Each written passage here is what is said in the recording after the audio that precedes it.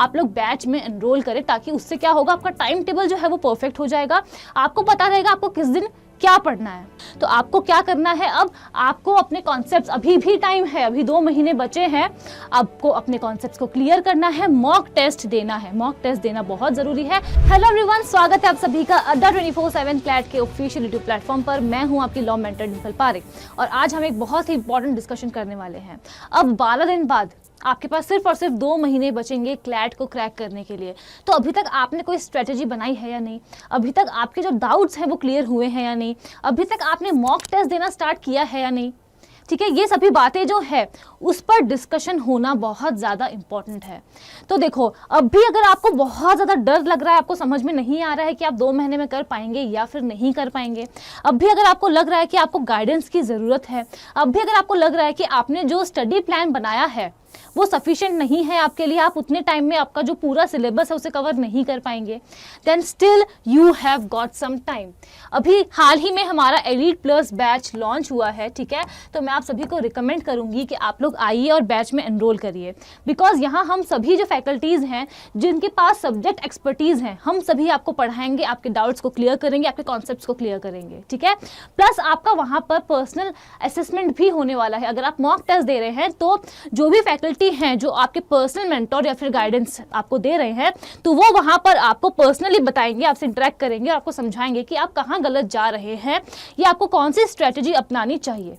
Plus बाकी हम सब तो हैं ही, ठीक है। तो यहाँ पर अगर आपको अभी भी लगता है कि कहीं ना कहीं आपको कुछ ना कुछ आपकी प्रिपरेशन में कुछ गड़बड़ चल रही है, स्ट्रक्चर्ड करिकुलम नहीं है, बिकॉज मुझे पता है आप 12th क्लास में हैं अभी या फिर 12th दे चुके हैं, तो जब भी हम सेल्फ स्टडी करते हैं ना, तो वो एक स्ट्रक्चर्ड जो हमारा प्लान होना चाहिए वो नहीं बन पाता है। तो उसके लिए बहुत ज़्यादा इंपॉर्टेंट है कि आप लोग क्या करें, आप लोग बैच में एनरोल करें, ताकि उससे क्या होगा, आपका टाइम टेबल जो है वो परफेक्ट हो जाएगा। आपको पता रहेगा आपको किस दिन क्या पढ़ना है, ठीक है, और कितनी देर के लिए पढ़ना है। प्लस आपके जो कॉन्सेप्ट्स हैं वो भी क्लियर होते जाएंगे।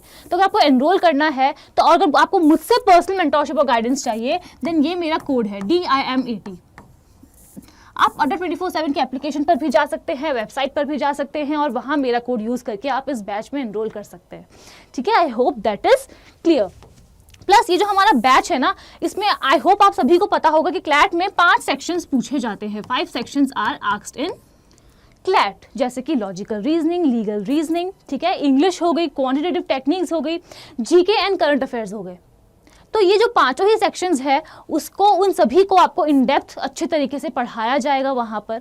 तो आपको कोई भी डाउट नहीं आने वाला है, आपकी जो तैयारी है वो बहुत ही अच्छी होने वाली है, ठीक है। तो अभी तक अगर आप सोच रहे हैं कि आपको करना चाहिए या नहीं करना चाहिए एनरोल, तो आप कर सकते हैं। प्लस देखो, जब भी कोई कैंडिडेट तैयारी करता है किसी भी एग्जाम के लिए जो कि नेशनल लेवल का एग्जाम है, तो आपको कहीं ना कहीं एक गुरु की ज़रूरत पड़ती है जो आपको गाइड कर पाए, और वो गाइडेंस बहुत ज़्यादा ज़रूरी होती है। प्लस अगर वो गाइडेंस किसी ऐसे से मिले जो खुद अपने NLU जाने के सपने को पूरा करके आ चुका है, तो उसमें 4 चांद ही लग जाते हैं। आई होप आप समझ रहे हैं, ठीक है। तो इसीलिए मैंने जब क्लैट दिया था, मैंने भी कोचिंग की थी। उस वक्त ऑनलाइन कोचिंग्स अवेलेबल नहीं थी, तो मुझे बहुत ज़्यादा मेहनत करनी पड़ती थी। लाइक मैं स्कूल भी जा रही हूँ, उसके बाद बहुत दूर मेरा कोचिंग था, मैं वहाँ तक जाती थी। लेकिन अब आपके पास ऑनलाइन सारी फैसिलिटीज़ अवेलेबल हैं, आपको बस क्या करना है, घर पे बैठना है और लगन के साथ पढ़ाई करना है।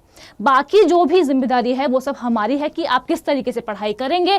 हम आपको मेंटोरशिप देंगे, इंडिविजुअली आपको असेस करेंगे और आपको फीडबैक्स भी मिलने वाले हैं कि अगर कोई एग्जाम में कोई मॉक है जिसमें आपके कम मार्क्स आ रहे हैं तो क्यों आ रहे हैं, अगर आपकी रीडिंग स्पीड जो है वो इंक्रीज नहीं हो रही है तो क्या कारण हो सकता है उसके पीछे, अगर आप एक मॉक टेस्ट को देने में 4 घंटे लगा रहे हैं तो आप कैसे उसको वहाँ पर उस टाइम को डिक्रीज कर सकते हो। ये सभी बातें जो है वो हम आपको वहाँ पर बताने वाले हैं, ठीक है।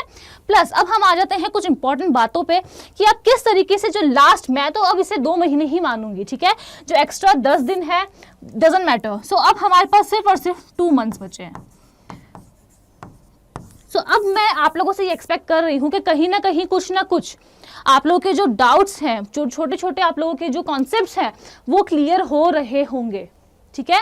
अगर अभी तक नहीं हुए हैं, आप जो ऑल ओवर द इंटरनेट हजारों जो वीडियोस हैं उनके ऊपर रिलाय कर रहे हैं अगर आप, कि वो आपको सभी इंफॉर्मेशन दे देंगे, देन नो, ऐसा नहीं होता है, ठीक है। तो आपको क्या करना है, अब आपको अपने कॉन्सेप्ट्स, अभी भी टाइम है, अभी 2 महीने बचे हैं, आपको अपने कॉन्सेप्ट्स को क्लियर करना है, मॉक टेस्ट देना है। मॉक टेस्ट देना बहुत ज़रूरी है, वरना जिस दिन एग्जाम देने जाओगे डर जाओगे, समझ में नहीं आएगा कि क्या करना है। बट अगर मॉक टेस्ट दोगे तो एटलीस्ट पता रहेगा पेपर पैटर्न कैसा होता है, किस तरीके से आपको 120 क्वेश्चंस को सॉल्व करने हैं 120 मिनट्स में। अगर आप मॉक टेस्ट देंगे तो आपको ये पता चलेगा कि कौन से क्वेश्चंस को अटेम्प्ट करना है, कौन से क्वेश्चंस को छोड़ना है, ठीक है, अटेम्प्ट नहीं करना है। ये सभी बातें हमारे लिए इंपॉर्टेंट है। प्लस अगर आप मॉक दोगे तभी जो आपकी नेगेटिव मार्किंग होने वाली है -0.25 की, वो आप कम कर पाओगे। सो इन सभी चीज़ों के लिए इंपॉर्टेंट है आपको सबसे पहले कॉन्सेप्ट्स क्लियर करना, उसके बाद मॉक टेस्ट देना। उसके बाद आप क्या करेंगे, जो आपके पास्ट ईयर पेपर्स हैं उनकी भी एनालिसिस करेंगे। बिकॉज जो क्लैट है वो आपका एक दुश्मन है, वो दुश्मन कौन से हथियार लेकर आता है जंग लड़ने के लिए आपको नहीं पता है। अभी हाल ही में सैम्पल पेपर्स भी आए तो अभी भी कुछ बातें क्लियर नहीं हुई है कि वहाँ पर अगर 2 क्वेश्चंस पूछे गए थे तो क्यों 2 क्वेश्चंस पूछे गए, क्या हर पैसेज के साथ जो पैसेजेस के जो वर्ड्स हैं उनको भी छोटा कर दिया गया है, तो क्या कम वर्ड्स के पैसेजेस पूछे जाएंगे और ज़्यादा क्वेश्चंस पूछे जाएंगे, कम क्वेश्चंस पूछे जाएंगे, अभी तक क्लैरिटी नहीं है, ठीक है। तो क्लैरिटी आपको कैसे आएगी, आपको क्या करना है, प्रीवियस ईयर पेपर्स को देखना है और उस जंग के लिए तैयार हो जाना है। एक बार आप जो है अंदर से स्ट्रांग हो जाएंगे कि ठीक है मेरी तैयारी बहुत अच्छी है, मुझे अब फर्क नहीं पड़ता है, ठीक है, कि जो भी क्वेश्चंस आएंगे मैं कर लूँगा। अगर आपके अंदर ये कॉन्फिडेंस आ गया तो आप किसी भी जंग को जीत सकते हैं। उसके बाद जितने भी आपके 5 सेक्शंस हैं, मैं आप सभी को बोलती हूँ, हमेशा बताती हूँ कि जितने भी आपके 5 सेक्शंस हैं उन 5 सेक्शंस के आप लोग सेक्शन वाइज टेस्ट जरूर देंगे। मॉक टेस्ट तो देना ही है, लेकिन फॉर एग्जांपल आज आपने लीगल रीजनिंग पढ़ी है तो 20 से 25 क्वेश्चंस आप लीगल रीजनिंग के करिए और आप देखिए कि जो कॉन्सेप्ट आपने पढ़ा को समझ में आया या नहीं आया। अगर आपके क्वेश्चंस रॉन्ग हो रहे हैं इसका मतलब आपके डाउट जो है वो क्लियर नहीं हुए हैं, आपके जो कॉन्सेप्ट्स हैं वो क्लियर नहीं हुए हैं, तो वापस से जाइए और उस टॉपिक को पढ़िए। And last but not the least, time management. अगर मैं आपसे ये बात अभी से 4 महीने पहले कर रही होती तो शायद मैं आपको ये ना बोलती, बट अब बिकॉज सिर्फ और सिर्फ 2 महीने बचे हैं तो मेरी आप सभी से रिक्वेस्ट है कि जब भी आप लोग मॉक देते हैं, जब भी आप लोग पढ़ाई करते हैं, टाइम मैनेज करना सीखिए। अगर आप 12th में हैं तो 12th के साथ साथ किस तरीके से क्लैट की तैयारी करनी है ये आपको सीखना होगा, ठीक है। ऐसा नहीं हो सकता कि आप दोनों को मतलब यानी कि या तो सिर्फ 12th को ज़्यादा इंपॉर्टेंस दे रहे हो या फिर सिर्फ क्लैट को ज़्यादा इंपॉर्टेंस दे रहे हो, ऐसा नहीं होना चाहिए। आपको एक बैलेंस बनाना होगा, ठीक है। और वो कैसे बनेगा, जब आप टाइम मैनेज करना सीखोगे। आपको ये भी सीखना है कि हमें 120 क्वेश्चंस पूछे जाएंगे 120 मिनट्स में हमें करना है, लेकिन इसका मतलब ये नहीं है कि हमें 120 मिनट्स में सारे क्वेश्चंस करने हैं, जी नहीं। आप लोग हमेशा, यही एक गलती है जो हमेशा आप लोग रिपीटेडली करते आए हैं, और वो क्या है कि हमें पूरे मॉक टेस्ट को, अगर हम लोग मॉक टेस्ट दे रहे हैं तो हमें पूरे पेपर को अटेम्प्ट करना है, जी नहीं। अलार्म सेट करके बैठिए सिर्फ और सिर्फ 2 आवर्स के लिए, ठीक है, और उस 2 आवर्स में शुरुआत में जितने भी क्वेश्चंस हो सके आप करिए। प्लस मैं तो आप लोगों से हमेशा कहती हूँ कि अपने सेक्शंस को कंसिडर करो कि कौन सा सेक्शन आप ज़्यादा जल्दी कर पाते हो। फॉर एग्जांपल क्वांट आप ज़्यादा जल्दी कर पा रहे हो, जल्दी से खत्म कर दो उसको। जीके और करंट अफेयर्स है उसको, उसमें तो क्या, या तो आपको कुछ आता है या फिर नहीं आता है, तो आपको सिंपली क्या करना है, आपको सिंपली उससे पहले कर लेना है, ठीक है। तो जो भी सेक्शन है जिसमें आपकी पकड़ अच्छी है, जिसको आप ज़्यादा स्पीड से कर पाते हो, उस सेक्शन को आप पहले दो। यही जो है वो मेरी एडवाइस है आप सभी के लिए। And last but not the least, आप सभी को पता होना चाहिए कि अगर आप एग्जाम ओरिएंटेड अप्रोच रखते हो तो क्लैट को कंकर करना बहुत आसान है। आपको बस खाली ये पता होना चाहिए कि क्लैट का पेपर किस तरीके से आता है, क्या स्ट्रक्चर है उसका। आपकी एक खुद की स्ट्रैटेजी होनी चाहिए उस पेपर को करने के लिए कि आप किस तरीके से पेपर को अटेम्प्ट कर रहे हैं। आपकी स्ट्रैटेजी होनी चाहिए पढ़ाई के लिए, आपका एक परफेक्ट टाइम टेबल होना चाहिए जहाँ पर आप रोज़ पढ़ाई कर रहे हो। ऐसा बिल्कुल नहीं होना चाहिए कि अच्छा ठीक है आज चाचा के बेटे की शादी है, कल ताऊ जी के बेटे की शादी है तो पहले वो कर लेते हैं, ठीक है, क्लैट बाद में कर लेंगे। नहीं, अगर अब सिर्फ 2 महीने जब आपके पास बचे हैं तो ये जो भी शादी है, गर्लफ्रेंड का बर्थडे है, ये सभी चीज़ें आपको भूलनी पड़ेगी, ठीक है। सो आई होप आप समझ रहे हैं। उसके बाद आपको क्या करना है, जो भी आप क्वेश्चंस को सॉल्व करते हो, अगर आपके क्वेश्चंस गलत भी हो रहे हैं तो आप एनालाइज करो। आप ये जानने की कोशिश करो कि गलती कहाँ पर आपसे हो रही है।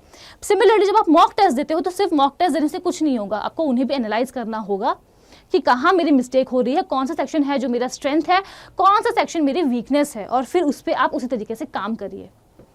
सो आई होप मैंने जितना भी ज्ञान आपको दिया वो आपको समझ में आ रहा हो। आपको स्टिल अगर कोई भी डाउट है तो ये मेरी मेल आईडी है dimple.parikh@247.com। आप यहाँ पर मुझे मेल ड्रॉप कर सकते हैं और मैंने आपको अपना कोड बता ही दिया है, ठीक है। अगर आप जाते हैं बैच में एनरोल करते हैं या फिर कोई भी स्टडी मटेरियल लेते हैं तो ये मेरा कोड है DIM80, आप इसे यूज़ कर सकते हैं टू अवेल मैक्सिमम डिस्काउंट, और इसको यूज़ करने से आपको मुझसे पर्सनल मेंटरशिप और गाइडेंस मिलने वाली है।